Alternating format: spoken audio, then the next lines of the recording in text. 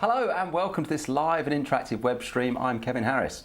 Love is in the air this Valentine's Day, and so what better time to discuss looking after those that are always there for us through thick and thin, those that always greet us with joy when we come home in an evening, and those that love us unconditionally each and every day.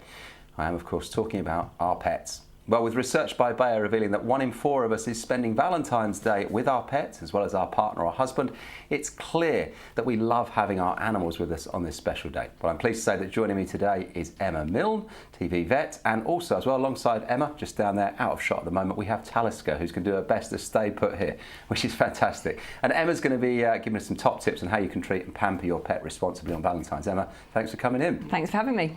And thanks to you, as always, for watching. Now, don't forget, of course, we are live, so if you do have any questions for Emma, use the box that's on your screen and we'll do our best to tackle them over the course of the next 15 minutes or so. And if you're tweeting whilst watching the show, if you're into social media, put the hashtag Valentine's Pet at the end of your message and we'll do our best to give you a mention.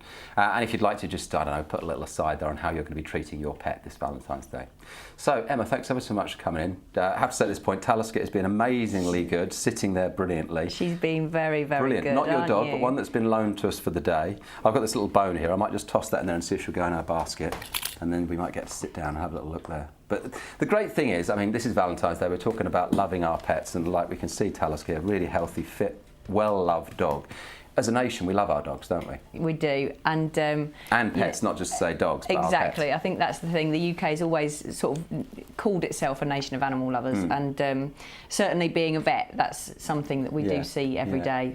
And this research that's come out, there's loads of things that have been discovered from it, but one of the things was that 70% of us think that our pets, be it a cat or a dog or whatever, can actually understand what love is. Yeah, absolutely. I think the thing is that the sort of human-animal bond, as we'd sort of name it, is really important to lots of people, and to us they are part of the family. And at work we do quite regularly meet people who very openly admit that their pets, their dogs, their cats are their children.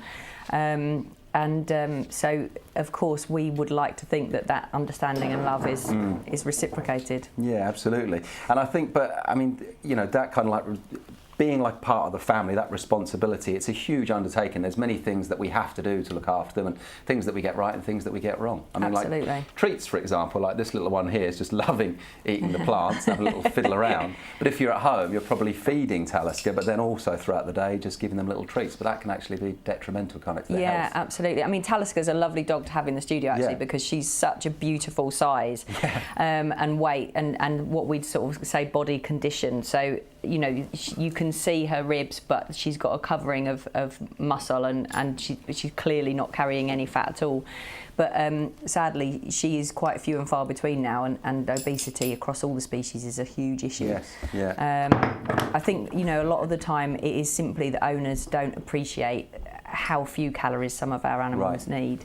And it is that everyone's got busy lifestyles, and sometimes people might feel a bit guilty that they haven't had time to take their dog out, or the cat hasn't had as much fuss as it would like. So the obvious thing to do is to make them happy by giving them food. And sadly, it has all of the knock-on effects that obesity in humans does with, you know, diabetes. Talisker here, you said it here, is like, you know, it's like an athlete, really. Yeah. Just see the ribs, but healthy, in great shape. But in terms of treats, like, you know, how often should we treat our dog, and what can we do that isn't necessarily a food treat in replacement of that? I think that's the thing. I mean, by far and away the best thing to do is to try not to let them get overweight in the first place. It can, you know, there are lots of ways of getting weight off, but it can be difficult. So it's always better to try and find out, talk to your vet about the right diet for the life stage that your animal's at. And the sort of exercise requirements, because they vary massively. Just following a guide on a bag, your animal might be completely different to another one for the same food. So talk to your vet about what they need, and then one of the really important things is to never give them human food, because a lot of human food can be really poisonous to dogs and cats. You know, even things that might seem innocuous like grapes and raisins and so on. And then as far as treats go, make sure that they're suitable for the species and that they're in moderation. You know, a couple of times a week isn't going to hurt, but it depends on the volume and everything else that's going on. One easy way to do things is, if they've, you know, a lot of animals love the food they're fed. Measure out their ration in the morning for the whole day, and then, you know, have some in your pocket. They can have little bits. If you, you know, if you want to have a biscuit with your cup of tea, give them a bit out of their day's rations for the day. We mentioned Taliska's off somewhere, I'm not sure where, but we mentioned kind of, you know, being part of the family. We should really think of them almost like humans. I think should be all right. Just have a little explore. Come here. But we should think of them a bit like humans, really, in the same way that we've got to watch our waistlines. You know, it's the same with our pets. On the subject of food as well, Kate has sent a question here. She says, which is better, wet or dry food? That really varies, actually, depending on, there isn't a right or wrong. Okay. One of the times that wet food is very good is in cats that have got any sort of bladder problems. So wet food is very important for cats. Cats can have a lot of problems with very, very concentrated urine, so the more water you can get into them, the better, in general. For loads of dogs are just fed normal dry kibble now. That's absolutely fine. And the same with cats. We've always fed our cats dry food. We used to give our dogs tinned and dry just because one of them was quite fussy and he liked to have the tinned food as well. It depends on people's circumstances and finances, but neither one is right or wrong, as long as people are watching their weight and watching their teeth, because animals that are fed a lot of tinned food can get quite bad teeth. Right, okay, great stuff. Thanks for that one there. James has sent a question in, says, I'm afraid to walk my dog without a lead. What can I do? I know what you're going to say to this because we were chatting earlier. Yeah, I hate to see dogs that are constantly on a lead, because I love to see them having fun and roaming and interacting with their environment and, you know, finding squirrels and all the things that dogs love to do. But recall, I think you've got to really go back to basics with, if you're having problems with letting dogs off the lead, is find a good dog trainer, you know, those kind of things. Talk to your vet, get a referral, and actually go right back to basics to the recall, because if you can start to let them off bit by bit, but it takes time. You know, these things, we all love to have pets, but often it's harder work than you imagine it's going to be. So time, like having consistency, another child in the family, I'm sure. And talk to a good behaviourist or a good trainer. And that's another really important point, is that the sort of dog training industry is completely unregulated, so make sure that you're talking to someone who's go on recommendation, presumably. Not doing the whole dominance, beating your animals, that kind of thing. You know, everything these days should be about positive reinforcement, not punishment. Right, good stuff. Hope that helps you there. Let's talk as well about kind of you know, exercise in general. With, you know, how do we know if our dogs are getting too much? You know, cats or dogs or all pets, I suppose, really, are getting too much or too little exercise. Again, it will really vary depending on circumstances, what pet we're talking about, and particularly with dogs, because they're so diverse, you know, what breed you've got. And again, one of the good things to do is to go and find out if your pet's the right weight and body score already, so that you can keep an eye on it. Exercise in general, it's always better little and often than sort of waiting till the end of the week if you've been a bit busy and then going for a massive hike, because they're the times that you're going to probably, you know, maybe overdo it.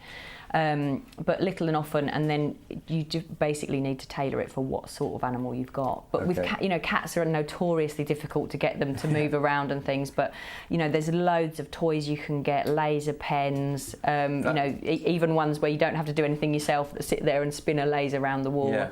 Well, that was going to be my next question. What sort of things, like it's Valentine's Day, you pamper a loved one with chocolates and red wine and maybe a trip to the cinema or something, but with your pets, what can we do to pamper them? Let's try not to give them any chocolates, definitely. Definitely not wine, but the best thing to do, I think sometimes it's very easy when your dog or cat looks at you to assume that they must need feeding, but actually they might just appreciate some attention and a game or a walk or some human animal interaction.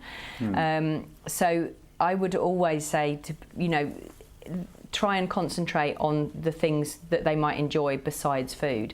And on special days like today, everyone wants to buy them something, so go and buy them a nice new rubber chew, or you know, a toy. The thing is, the cat toys, you can spend a fortune on them, but our cat loves this little bow from the top of a present. So the cheap things you got around the house can be just as much fun. Okay, great stuff. There you go. Another question comes on here. Hi, we recently had a cat intruder that has upset our 2 young male cats. Our kitchen and our lounge now have a pungent, almost urine smell to them. What I would like to know is, would it be our cats or the intruder that's presumably making the smell? And would there be any marks left by this act? And what can we do to prevent a repeat occurrence? This is from Simon. So this might be quite common. I don't know. Another cat coming in the home territory of the 2 cats that live there. It's really common, actually, and it's something that we get asked about a lot at work. cats are very popular pets now, and we live in such close proximity that there are often, there's quite commonly conflict between either cats in the house or neighbouring cats.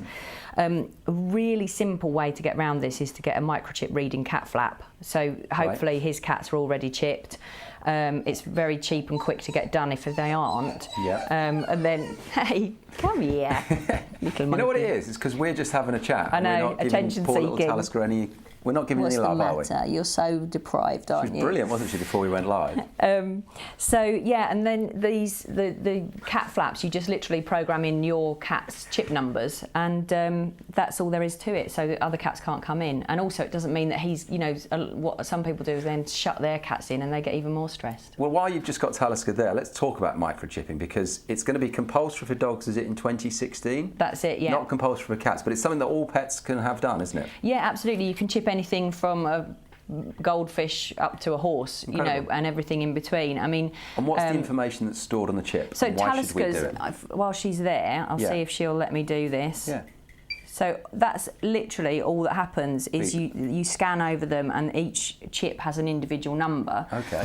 It doesn't do anything while it's in the animal. It's activated by the chip, by the scanner going over it. So it's not as if it's sitting there doing something weird. And it's just literally a little grain of rice goes under the scruff in dogs and cats, different places in different animals. Putting it in there? It's just the same as any other normal injection. So slightly bigger needle. All animals vary in their pain thresholds, same as humans do. So, men are usually really weedy, and women get on with things. And so some dogs are, some breeds are a little bit more temperamental, but it's over so quickly, even if there is a bit of discomfort at the time. And this is, it's done. as a vet, this is something you've done or seen many times. I mean, hundreds and thousands of times. I mean, the thing is, often and genuinely with a lot of them, we sometimes put a few biscuits on the table and they don't even notice it's happened. Wow. If people are really worried, animals often go in for routine things like neutering or dental things. You can have it done while they're sedated and asleep if you're really concerned. But it is literally, it takes seconds to do, and then that's lifelong. Is it terribly expensive? Well, it's not at all, and also in the grand scheme of pet keeping, it's ridiculously cheap. So it's probably these days varies from sort of £10 to £20 depending on where you live. It's nothing. And then you just need to make sure your details are kept up to date on the database. What about other? I mean, like Talisker here, just giving her her court time and her screen time. Looks like a very healthy dog. But what other things as a pet owner have we got to keep an eye on? There's things like fleas and worms and ticks and parasites and all these things. Yeah, I think. What are our checks? What's our MOT for pets? Absolutely, and this is something that vets come under a lot of fire for, because some people say, oh, well, you only recommend all these things because you make money out of it. And actually, these are the sort of rationale that we propose to people is what we do for our own animals. So the preventative healthcare, we've got such good preventative medicine now. So vaccines, those diseases, parvo, leptospirosis, those kind of things are still around, and they still kill animals that could have been saved by a vaccination. Fleas and parasites, lungworm is a worm that's relatively new and spreading now, but can be fatal. So I think people sort of assume that parasites is just a minor nuisance, but actually they can be quite serious. Modern technology makes life easy, doesn't it? And now you can even get apps to help you, remind you when your things are due. So talk to your vet. Lots of vets will text you reminders. You can get Jungle for Pets is one of the apps that's out there. So vaccines, get them chipped. Come 2016, the dogs are going to have to be. So why not get ahead of schedule? And good flea and worm control. Good one. Great advice. Thanks, Emma. Questions are still coming in. Thanks if you're sending them. Hashtag Valentine's Pet if you're on Twitter as well, on the old social media. Sally has said, and Talisker agrees, that how often do you see cases of lungworm? Is this mainly seen during the summer, or are our pets at risk in winter? Now, you just mentioned that actually. So is it a summer thing or is it a winter thing? It varies. It will be. Basically, lungworm is spread by slugs and snails are the intermediate host. So the dog, the slugs and snails get infected with the worms. Dogs eat those hosts, and frogs can as well, but it's mostly slugs and snails. And then the worms migrate through the body of the dog into their heart and lungs. And the problem with lungworm is that it's if you have a mild winter, you might end up with more slugs and snails around, so it can happen at all times of year, but also it can look like lots of other diseases. Right. So it can be easily missed, and it can be fatal if it's left untreated. Gosh. You know, even things from bleeding that won't stop, coughing, generalised lethargy. There's so many different things it can look like. So by far and away, is just to get the prevention sorted. And they're very specific products, so people need to make sure that they're definitely using the right thing for that. Okay, great. All right. Annie has sent a question. She says, thank you, Annie, by the way, you're on Twitter. She says, how can I exercise my cat? She loves to eat, but never exercises or moves very much. Sounds like most cats, if I'm honest, Annie, I think. It's probably not a lot. That's the thing. I mean, some cats will happily sleep for 20 hours a day, and that can be quite normal. But as we were saying earlier, with some of the toys and things, laser pens are really good. But even sometimes now you can get lots of different innovative sorts of feeders where the cat has to really sort of work at things, or balls that drop food out as they play with them. That's a good idea. The other thing about trying to get cats to move is even just things like, particularly if they're in a house with different, that isn't a bungalow, it's just putting food round different areas of the house so that the cat can have lots of little small meals in the day, but it's got to go and find where they are. Great idea. And if, from my point of view, wherever possible, let them out. Right, good stuff. We're almost out of time, but just as a sort of like a closing thing, just what are your top tips for, health and well-being in your four-legged friends? I think always keep talking to your vet. If you're ever worried about something, go and just ask the question. Talk to the nurses. Lots of vets have got free advice. There's lots of websites and pet care advice out there. Just make sure you're talking to your vets to know which ones to follow.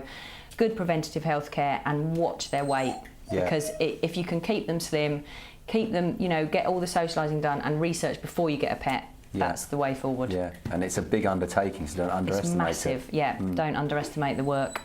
Great stuff. Well, look, Talisker there, yawning away. I don't know if you're massive big yawn from you there, Talisker, but you have been amazing. You've been live for 15 or 20 minutes. Thank you for watching. We have run out of time. Big thanks as well to Emma Milne, our TV vet here. Thanks for coming. Thanks for having me. Great to talk to you. Something we could talk about all day, but we don't have the time, sadly.